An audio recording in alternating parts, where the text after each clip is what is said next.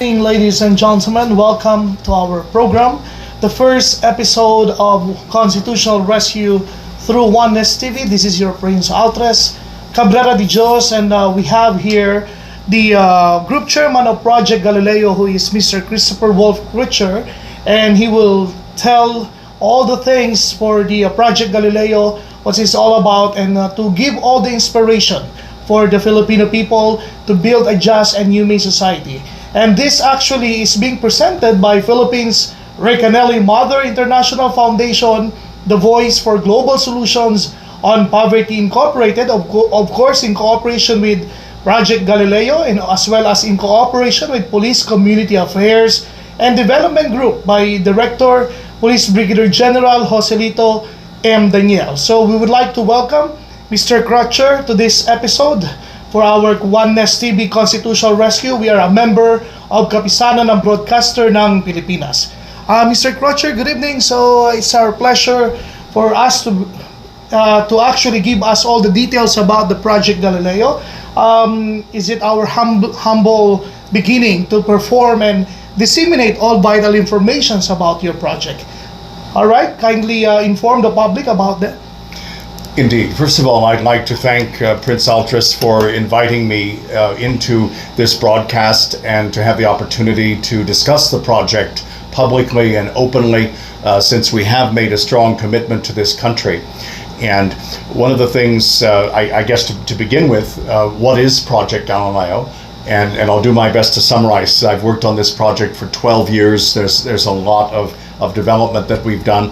But essentially, Project Galileo is a collection of technologies and other what I call financial engines for economic recovery and development, which involve and embrace the Philippine people. In other words, we're not a bunch of foreign companies that are going to arrive and create factories and pay low wages to people. This type of modern day colonialism or sort of internationalism, or whatever you want to call it, is an old and tired model that doesn't benefit anybody in the long run. What benefits economies, we can look at the history of California, where I'm from Mill Valley, California, originally. And our state used to be largely uninhabited, and essentially what sparked everything off as far as its development was the gold rush. And the gold rush brought only a mere 300,000 people to California. But the interesting thing was they were from all countries around the Pacific, including South America, Australia, many countries that people don't think of as being part of the gold rush. China, of course, and also Mexico, Central America. So all of these diverse people came to California, and it's one of the secrets of its, in a sense, sort of local genius, was that you know you're taking risk takers from all of these different countries, and they're arriving in one place in one period, and they're all having to cooperate together and to build an entirely new infrastructure. Now, California in 1849, San Francisco quickly became a city of tents, and companies like Wells Fargo Bank were literally two guys with shotguns standing in front of a tent, and you could keep your gold dust in there. That was Wells Fargo Bank in those days. And then Levi Strauss, the Levi Strauss company got started to provide people with tools and in fact blue jeans, so that they could go into the gold fields, and the rest is history for that company. So there's a lot of exciting companies that began exactly in that period.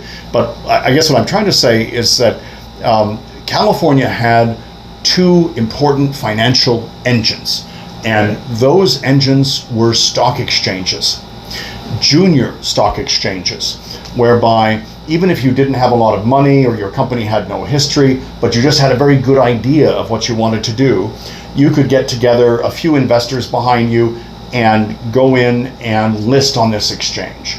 And especially if you had a mining company or other minerals related companies. That was at the very start in the 1860s. 1862 is when the first stock exchange began. And then in the 1880s, the second exchange opened and was more general in nature.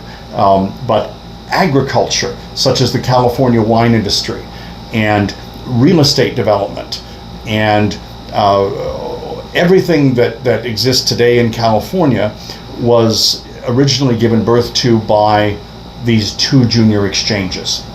Money came from all over the world, from England, from France, and Prussia, and all over into this stock exchange, because that was the portal through which you invested in California if you were a very rich person or company overseas.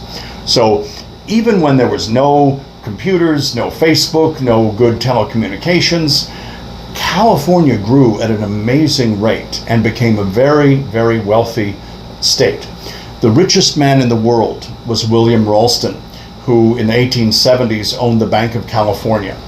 And he was a venture capitalist who used these exchanges for essentially investing in mining stocks and investing in all of the companies that made the Old West. So looking at what does the Philippines have today? Okay, everybody's on Facebook. Everybody, or many people have a smartphone. Okay, we can manage an economic empire through the smartphone, as many people do. And so we have all these technologies here, and yet poverty is still like a giant ghost stalking the Philippines. And so what is the difference between the Philippines today versus California yesterday? And California is now the number 5 economy in the world if you snipped it off from the US. It's bigger than France. It just surpassed France, I think, roughly a year ago. So did it just grow overnight as a mushroom? No. The junior stock exchanges made a huge difference in the history, the economic history of California. So we believe that in the Philippines, this is the only thing missing, pretty much, because you have talented people. Many people speak English and many other languages. And in addition, the Philippines has incredible natural resources. The Philippines has more gold than California ever had. I'll put it that way. Wow. And yet we are the golden state, okay, so-called.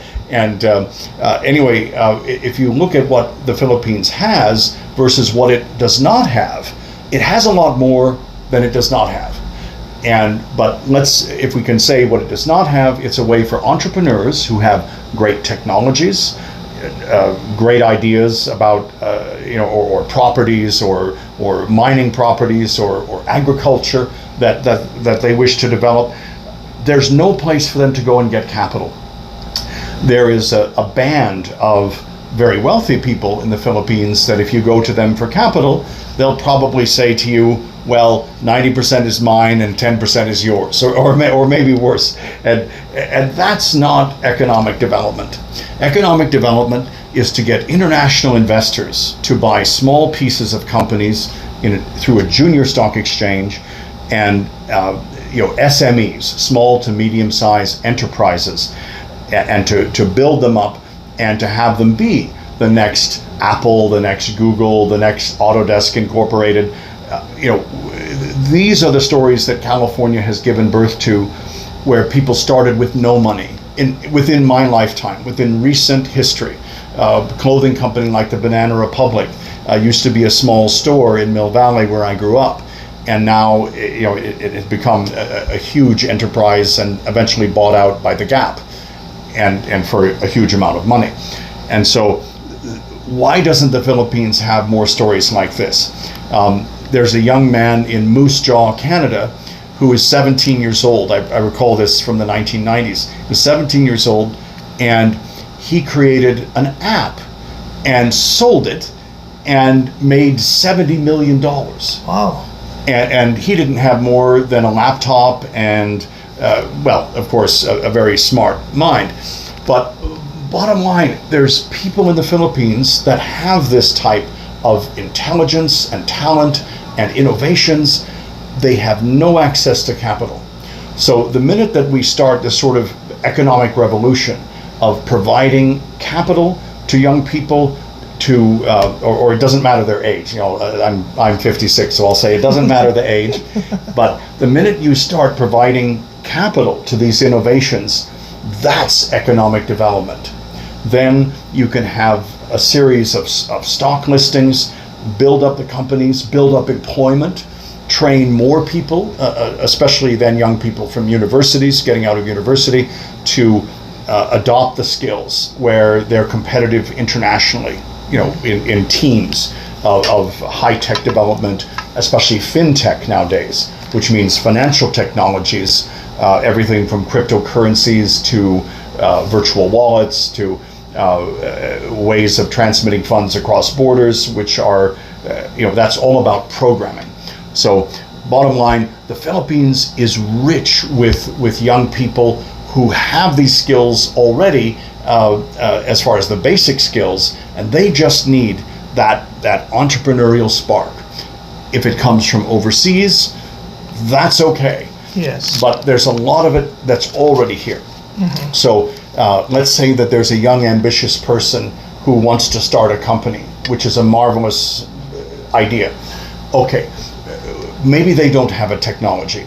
Project Galileo has 300 technologies. Wow. In multiple, I would say at least 15 or 16 economic sectors that I can name, and everything from aerospace to stem cells to and I mean ethical stem cell treatments and development, and also high-tech building materials, financial technologies, fintech, and many other areas. So we could identify people that qualified for us to even just give them a technology, and then they can get to work with their friends and build up a company.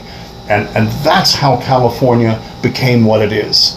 And nowadays there's so many regulations in the United States, and especially in California, that it's very hard now for young people to build themselves up. But the Philippines doesn't have this plague, not yet. And so we could work together with local government agencies and with landowners and big players that can contribute to the project, and we can create what we call cities of science. All right. The cities of science have about 100,000 people, but are entirely sustainable as far as energy, as far as food production, and we have a green agriculture belt for each city. In addition, we have a natural preserve, and in the Philippines, this is terribly important to preserve native plant and animal species, which are being decimated by development that is without rules when it comes to the impact on those species. So we can do this in a private function. Okay. That the citizens, the 100,000 citizens inside a city of science, they if there's a COVID virus, God forbid, in future, or any other lockdown necessary, people won't starve. And this is something that is very disturbing about this recent outbreak, where I heard stories from essentially places like Carabao Island, where there were economic refugees who were actually starving. Yeah. And this was early in the outbreak. That's in Visayas, right? That's right, in the Visayas region. So, that was extremely disturbing. And I hear that today, even up to 20% of the Philippine population may not be getting enough food at this point. So this is a very shocking situation. And we can't immediately solve it now. But the idea behind Project Galileo is that in future, we'll create these cities and communities that are sustainable when it comes to their food, and so that whatever happens, they'll always have a food supply, and this won't be a matter of that people that don't have money will be restricted from receiving food because they can't buy it. We will legislate against that inside these cities.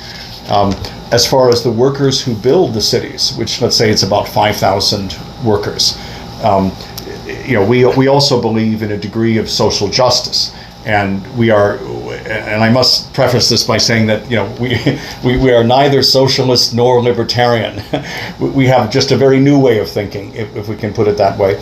And when it comes to the workers who build these beautiful cities, they, once the cities are completed, will be offered opportunities to stay on with their families and be retrained in high-tech manufacturing and all other areas of the economy that we develop.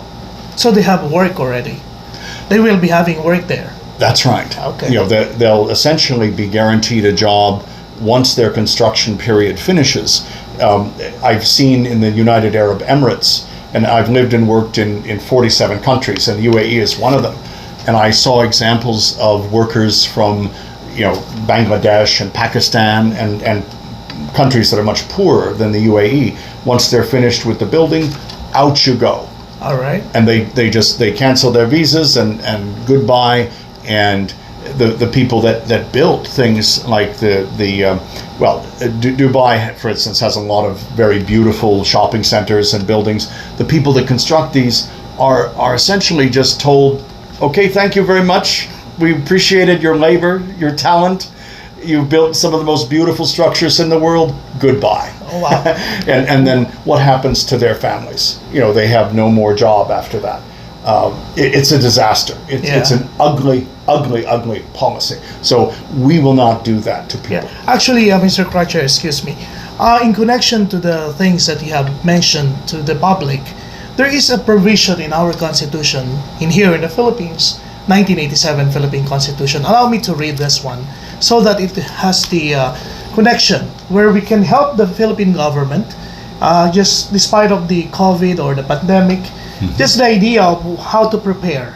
So these are the preparation time that it states here, Article 2, Section 9, the state shall promote a just and dynamic social order that will ensure the prosperity and independence of the nation and free the people from poverty through policies that provide adequate social services, promote full employment, a rising standard of living, and an improved quality of life for all.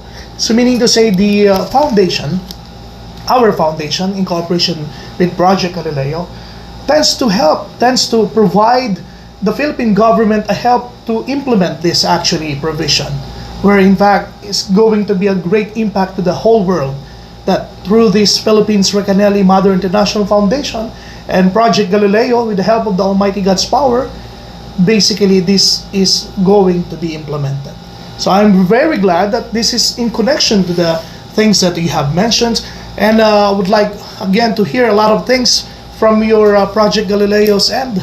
Go ahead. All right. Thank you so much. Thank you, Prince Altres. Well, Right. we're very grateful for the cooperation and essentially cooperation agreement that Yes. we were able to sign with the foundation.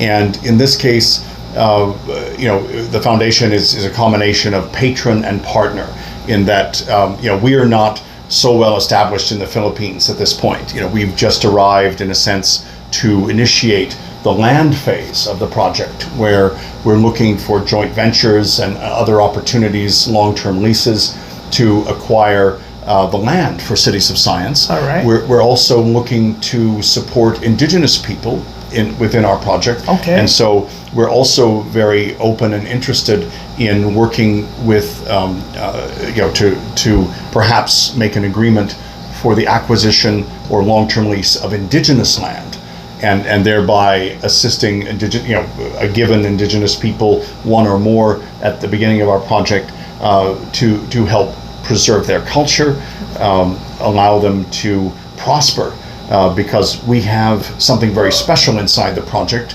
called the First Nations Stock Exchange. All right. And the First Nations Stock Exchange, we have two stock exchanges. One is called the Philippine Innovation Exchange, and that's a junior exchange where somebody with just a business plan can raise money to launch their company. Amazing. From international sources. The Canadian TSX Venture Exchange is largely our model for this, because that exchange is very effective. But we have even more special rules that we can make the listings even more successful, the junior listings. But the First Nation Stock Exchange is for raising bonds for indigenous governments. Okay. And for raising stock issues for indigenous businesses. This is what's called socially conscious investment. There's a lot of money all over the world sitting on the sidelines, ready to be invested into this type of structure, which is either a stock or bonds for the First Nations governments. Now, in the Philippines, we're just starting to study and learn about the indigenous people here. Okay. And we want to do a thorough study and understanding so that throughout the country we have an awareness of each individual group, of their characteristics culturally and economically, resource-wise, and the exchange should be something that assists them in raising money fundamentally for the preservation of their culture for the long term. That's true. And in addition to that, obviously, economic prosperity. And I'm just going to focus on one small area that we're very excited about when it comes to indigenous people here. Okay. And that is indigenous medicine. Tell us about that, sir. All right. Well, in the Philippines, there are both physical techniques such as acupressure and also herbal knowledge, which goes back thousands and thousands of years, and specific plants or parts of plants that can be cultivated and used for the production of medicine, which is in many ways superior to traditional, what we call Western medicine. All right. Now, there's a global interest in this. However, there really hasn't been a lot of development in the Philippines. And just one example, in my country, USA, if you invent a pill, and a good example is Valium, invented by Dr. Arthur Sackler. Okay, in this case, if you invent one pill, you'll probably be a billionaire. If the pill is any good. And imagine among the indigenous peoples of the Philippines, how many pills are we talking about? And truly, this is an economic engine for indigenous people. It can also stimulate health tourism, bringing a lot of people to the Philippines for treatment of different ailments based upon specific indigenous medicinal centers, which can be developed. And so, anyway, that's just one industry that's very exciting that we see a great future in. The First Nations Stock Exchange will also unite indigenous peoples internationally, because it can offer international listings of First Nations bonds and different stocks, so that the Maori of New Zealand, and I've worked with First Nations in Canada, the Blackfoot and the Cree, and so there are many indigenous peoples throughout the world. Do you have any idea how many indigenous people there are in the world that are officially indigenous? Actually, I don't have any idea of that. It's somewhere in the neighborhood of 370 million. Wow, that's a lot. Which is more than the population of the United States. So if indigenous peoples could have a forum here in the Philippines that we developed for creating in a way an international voice for themselves, I think this would be a very exciting hosting to be done by the Philippines that would really also put the indigenous people of this country on the map. Actually, there is a support provision or a law that helps us to pretty much implement this. And it's stated in our Constitution again, the 1987 Philippine Constitution, which is written in Article 2, Section 22. It says here, the state recognizes and promotes the rights of indigenous cultural communities within the framework of national unity and development. So this is something that you just mentioned earlier about the medicine, the indigenous pills, and something like that. It is connected to this provision. It's really a good thing that God really gave us this constitution for us to provide rescue for the Filipino people as well as the four corners of the world. So we thank you for that, sir. So kindly go ahead and continue your information drive. Well, thank you, and I'm delighted that many of the concepts inside Project Galileo are supported by the Philippine Constitution. That's true. And this is a learning experience for me in getting to know Prince Altres, where we've explored the Constitution, and so I'm very optimistic about the implementation of our different programs and ideas. Now, inside Project Galileo, we have incorporated different what I call financial engines to lift up the economy, and of course it will, as far as our cities of science, the people inside each one of them will have certain economic advantages from the start. But the idea is that these advantages and opportunities spread throughout the whole country. All right. That we're essentially just creating communities that in a way set some kind of example whereby other communities can look at what we're doing very openly and transparently and decide for themselves if this is the type of future that they want, technologically and even in some ways socially. So the technologies of Project Galileo are such that we're going to be creating cities that are drone friendly, for instance. All right. Where right now there's no drone landing pad in most homes, and so this is something that is missing from architecture, we can say, or architectural school. I really don't think that they talk about drone landing pads, and yet otherwise, where does the drone land? And so we've looked at many basic issues like this, and people talk about smart cities, but they're actually not all that smart. Strangely, we've noticed big gaps in their thinking, and so we're taking an approach that is not just technological, but just has to do with the well-being of each person's daily life. All right. And how they can interface with technology successfully in a way that's user-friendly. Because you have a lot of people like me, 56 plus, who are not used to technologies, or maybe they can't even really use their phone. Whatever it is, user-friendliness must be part of a smart city. All right. Or else there's only going to be a few people running it, and which is a scary thing. It has to be everybody that can plug in, when they want to. So this is one of our basic philosophies. Back to financial engines, which is what builds economies. We've talked about the exchanges, the innovation exchange for people, to entrepreneurs to have a business plan and be able to raise up to $5 million US. Wow. Now, there's also another important thing, which is economic responsibility and responsibility on behalf of shareholders. There's a lot of entrepreneurs who don't really understand how to relate to shareholders, and they may, in some cases, use funds too much for their self-interest. Okay. This is something I saw or witnessed in Canada with the junior exchange. And people that really had no money their whole lives, suddenly they have a couple million, like winning the lottery. Okay. And they develop kind of a lottery mentality. And so that really doesn't benefit the economy either. The bottom line is that we have to train entrepreneurs. The stock exchange has to train them. And so, like a construction loan, at the end of each month, the entrepreneur must submit receipts to get the next check from the exchange. So the exchange will hold funds in escrow, actually.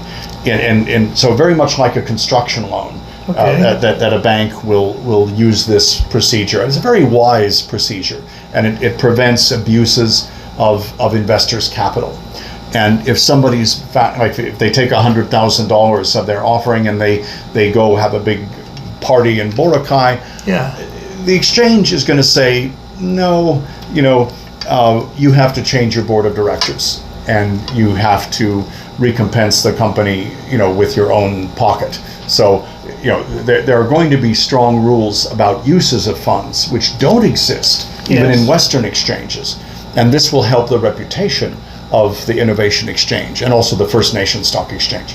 So those are two economic engines that I'm certain, just even in and of themselves, would create an economic boom in the Philippines. All right. Okay, the next one is we have been working the last 2 years on what we call the virtual city of science.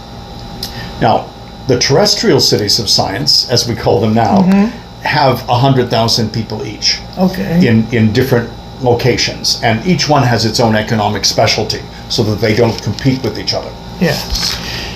The virtual city of science is designed to have millions of end users because it's a virtual city. Sometimes these are called virtual worlds, but ours would be a single city with communities that are all together, as in a big city like New York, for instance. And so essentially that represents an incredible market of end users from every country that will then be able to plug in and use the goods and services of the terrestrial cities. All right. So if you have 1 million end users or 2 million, and you are a city of science in the Visayas region, for instance, and you produce mango products or other local products, where are you going to get a global market overnight? It's going to take a lot of money and travel and meeting people and successes and failures until you finally can tie into a global market. Well, what if you could have it overnight? Wow. That's the excitement of the virtual city of science. Yes, indeed. So our first project in the Philippines is going to be to develop this city. It'll take about 2 years of programming to create the virtual city, I've been told by my IT experts. So we'll look at developing all of that IT infrastructure, utilizing programmers and graphic designers and other talented people from the Philippines. And specifically, I'm looking at the Visayas region to create our IT center. Yes. As sort of our first opening move of arriving in the Philippines. Wow. So this could turn the Visayas region into one of the most important fintech centers in Asia. Wow. Because we have such advanced ideas in fintech that we will be ahead of our competitors based upon our particular innovations that we have in hand right now. That's really good. And actually, that technology corresponds again to the 1987 Philippine Constitution. And there is always a backup for this. So everything is legal and lawful, and everything is being actually being united for the for the improvement of the Filipino people. It's stated here in Article 16, Section 10. Science and technology are essential for national development and progress. The state shall give priority to research and development, invention, innovation, and their utilization, and to science and technology education, training, and services. It shall support indigenous as well, appropriate and self-reliant scientific and technological capabilities, and their application to the country's productive systems and national life. So basically, I'm so happy to hear those things coming from you, Mr. Crutcher, because this is one thing for sure that people the Filipino may contribute or may benefited with this kind of good information. Someday it will be implemented sooner or later. So thank you so much for that, and kindly continue your very much great information for the Filipino people. Well, thank you, and You're welcome. So we've named 3 financial engines. Okay. There are as many as 7 or 8, but I'll touch on some of them. In addition, we have a swaps engine, which is very interesting when it comes to commodities. There are sometimes surpluses in production, and especially once we begin investing in the economy here, we expect that there will be surpluses. Yes.